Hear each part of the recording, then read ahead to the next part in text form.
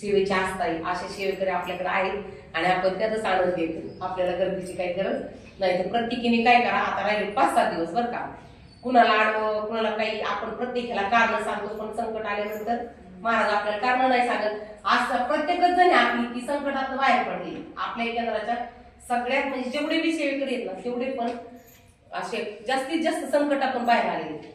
किती मुलींचे लग्न झाले, किती मुलींना मुलं झाले ज्या आपल्यातून निघून गेल्या, पण ती महाराजांची इच्छा होती त्यांचे प्रश्न सोडले, ते आपल्यातून गेले निघून. मुलींचे लग्न झाले त्या नवऱ्याच्या घरी गेल्या, मुलांना बायका मिळेल की लवकर हे सप्त्याला यायला तयार होत नाहीत, आणि ज्यांना नोकऱ्या लागल्या त्या महाराजांनी नोकरीला पाठवल्यात. आता राहिली जबाबदारी ही मुली आपण जेवढे त्यांच्यावर, त्यामुळं असा नका आनंदच आहे की राहिली जबाबदारी म्हाताऱ्यांची.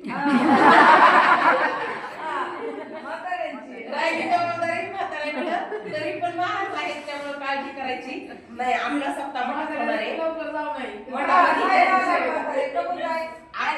काय करा, आज सगळ्या बरं का, प्रत्येकीने ग्रामदैवतेला नारळ ठेवा, स्वामींना नारळ ठेवा, महादेवाला नारळ ठेवा की देवा आमच्या सप्त्याला काही विघ्न आणू नको, अडचण येऊन देऊ नको, प्रॉब्लेम येऊन देऊ नको. ग्रामदैवतेला विनंती करा आणि आजच नारळ ठेवून घ्या, म्हणजे 6 दिवस आपल्या पाठीची सगळी शक्ती उभा राहील, जेणेकरून आपल्याला पारायणाला यायला काही आडवं पडणार नाही आणि पारायण झाल्यानंतर आपल्याला काही संकट येणार नाही. त्यामुळं आपण आतापासूनच सावध होऊन आणि प्रत्येकीने आपापल्या गल्लीत प्रचार प्रसार करा. ही महाराजांची सेवा आहे. पारायण काही लई 100 जण घेऊन केलं तरी पण त्याचं फळ सगळ्यांनाच मिळणार आहे, आणि 4 जणांनी केलं तरी त्याचं फळ सगळ्यांनाच मिळणार आहे.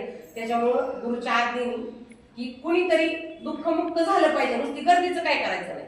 गर्दी येते, रोज सेवा करीत नाही, 3 अध्याय नाही, 11 माळी जप नाही, दुसरे पारायणाला बसते, निघून जाते, त्यांचे प्रश्न सुटत नाही. मग ते परत म्हणते अरे आम्ही गेलो होतो ह्या केंद्रात, आमचा प्रश्न सुटला नाही.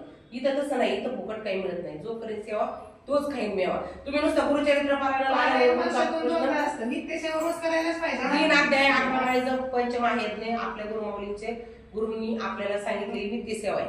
जो गुरु आज्ञेने चालतो त्याचे प्रश्न फास्ट मध्ये सुटतील, आणि जे नुसते गर्दी करते त्यांचे प्रश्न सुटत नाहीत, पण ते आपल्याकडे असे गोड दाखवायला असतात.